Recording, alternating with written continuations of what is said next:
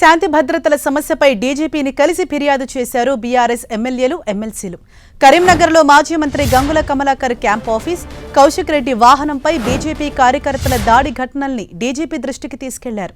BRS నేతలపై దాడుల్ని అరికట్టాలని ఈ సందర్భంగా బీఆర్ఎస్ నేతల బృందం డీజీపీకి ఫిర్యాదు చేసింది. తెలంగాణలో శాంతి భద్రతలను కాపాడాలని విన్నవించారు నేతలు.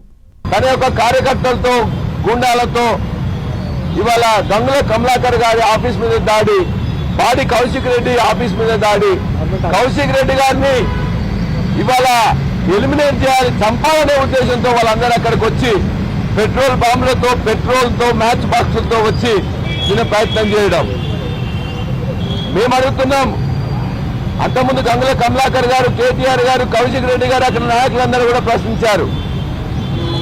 సిపి ఆఫీస్కి బండి సంజయ్ ఇంటికి 2-3 నిమిషాల దూరంలో ఉండే జ్యువెలర్స్ మీద దాడి చేసి నలుగురిని పట్టబగలు కాల్పులు జరిపితే ఇప్పటిదాకా పోలీసు ఒక్కరిని కూడా పట్టుకోలే.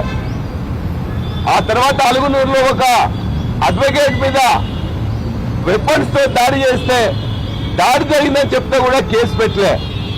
చివరికి అతను ఇవాళ హైకోర్టుకు పోయి ఒక డైరెక్షన్ తీసుకోవాల్సి వచ్చింది. అంటే ఏం జరుగుతుంది కరీంనగర్ పట్టణంలో? పోలీసులు ఎందుకు యాక్ట్ చేయట్లే?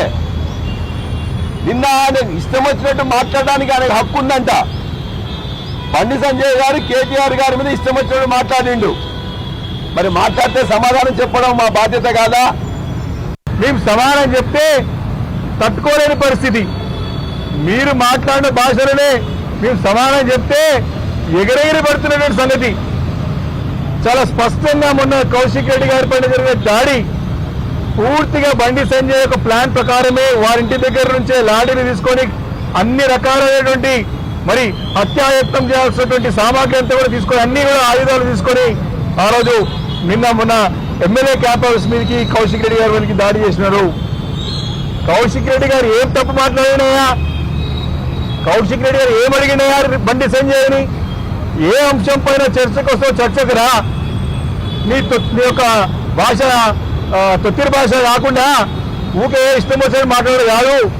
నీకు ఏ అంశం పైన సరే ఆ అంశం పైన మాట్లాడటానికి మా పార్టీ నాయకుడు సిద్ధంగా ఉందా, మా పార్టీ సిద్ధంగా అని చెప్పినాడు.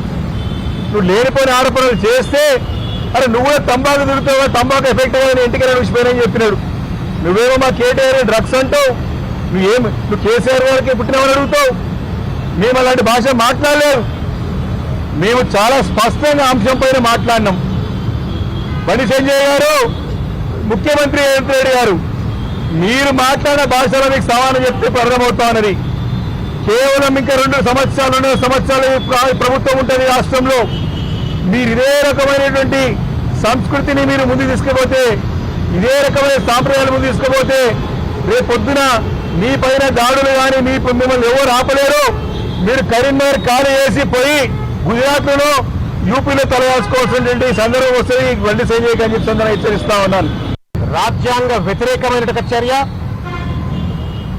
ఒక కేంద్ర హోంశాఖ మంత్రిగా ఉండి తనే కుట్రపూరితంగా గుండాగాళ్ళందరినీ ప్రేరేపించి కౌశిక్ గారి పైన, గంగుల కమలాకర్ గారి యొక్క కార్యాలయం పైన రౌడీలను, గుండాలను మారణాయుధాలతో పంపించి దాడి చేయించినటువంటి ఒక పరిస్థితి ఈ రాష్ట్రంలో లా అండ్ ఆర్డర్ పరిస్థితి ఎంతగా దిగజారింది.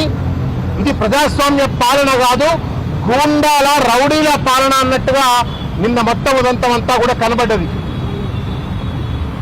బీజేపీ, కాంగ్రెస్ ఈ రెండు కూడా కుమ్మక్కైపోయి పోలీసులను వాళ్ళ చెప్పు చేతల్లో పెట్టుకొని వాళ్ళ కరీంనగర్ లో ఒక దుర్మార్గమైనటువంటి ఒక రాజ్యాంగ వ్యతిరేక రాక్షస పరిపాలనను ఇవాళ కరీంనగర్ లో చూపిస్తూ వస్తా ఉన్నారు.